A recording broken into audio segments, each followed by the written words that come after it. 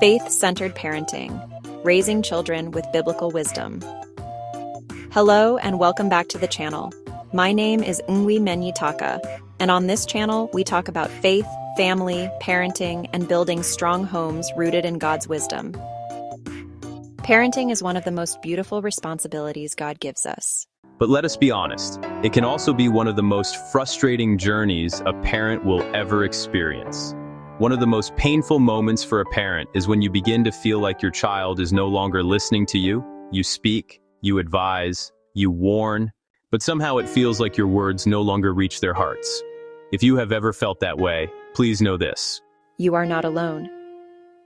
Today we are going to talk about why children sometimes stop listening to their parents. And more importantly, what the Bible teaches us about restoring connection, influence, and respect in the home. Stay with me, because this conversation might change how you approach parenting forever. Section 1. Why children stop listening. Many parents believe children stop listening because they are rebellious or stubborn. Sometimes that is true, but very often something deeper is happening. Children stop listening when they feel misunderstood, they feel constantly criticized, they feel unheard, or they feel emotionally distant from their parents. The truth is something many parents struggle to accept. Children listen best to parents they feel connected to. Connection always comes before correction. When children feel safe, respected, and loved, they become far more open to guidance. This is why Scripture reminds parents in Ephesians 6:4, "Fathers, do not provoke your children to anger, but bring them up in the discipline and instruction of the Lord." Notice something powerful here. The Bible does not only talk about discipline, it also talks about how we treat our children emotionally. Section 2. The parenting mistake. Many Christian homes make many Christian parents are deeply committed to raising their children in the ways of God. But sometimes, without realizing it, parenting becomes more about control than connection. The home becomes filled with instructions, corrections, warnings, discipline, but very little listening. Children are told what to do, but they are rarely asked how they feel. Over time, the child begins to close their heart, and when the heart closes, the ears close too. Section 3. What the Bible shows us about influence. If we look at the life of Jesus, we notice something extraordinary.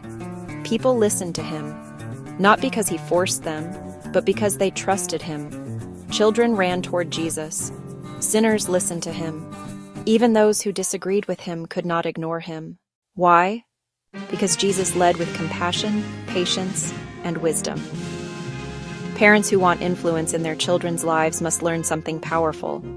Influence grows from relationship. Not fear, not shouting, not constant correction, but relationship. Section 4. Rebuilding connection with your child. If you feel your child is no longer listening, do not panic. Relationships can be restored. Start with these simple steps. Spend time with your child without correcting them. Listen more than you speak.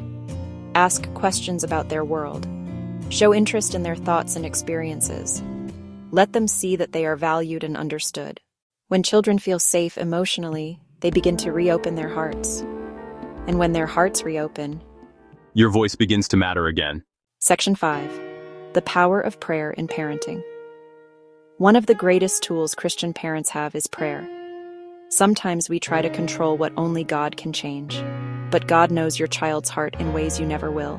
Pray for wisdom, pray for patience, pray for the ability to speak words that build instead of break. The Bible tells us in James 1:5, "If any of you lacks wisdom, let him ask God." Parenting requires divine wisdom, and God promises to give it. Conclusion: if your child seems distant, if they seem resistant to your guidance, do not lose hope. Many strong relationships between parents and children have been rebuilt. And sometimes the turning point begins with something very simple. A parent choosing love, patience, humility, and understanding. God did not call us to be perfect parents. He called us to be faithful parents. And faithfulness over time transforms families.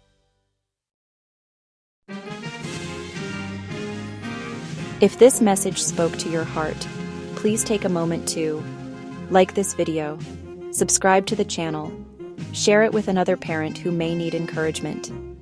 And if you are a parent watching today, I would love to hear from you. What is the biggest parenting challenge you are facing right now? Leave it in the comments below. Your story may encourage someone else.